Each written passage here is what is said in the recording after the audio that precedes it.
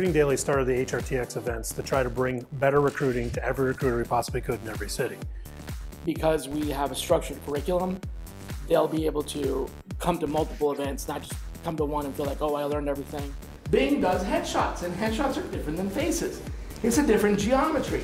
And these will also produce people that are in the profession. One of the things that I look at when I'm assessing a tool is this a tool that's going to sell me a separate workflow, or is this a tool that is going to really advance my existing workflow, right? People, you know people, yes people know people, yes people know people, and then you search again, and you're doing the f of x of f of x.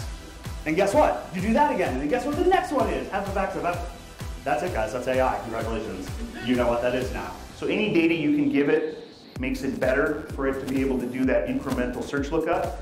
But again, within just 2 or 3 mouse clicks, you've gone from a page that's interesting to a page that's completely actionable, right? I would actually recommend your entire team come to this.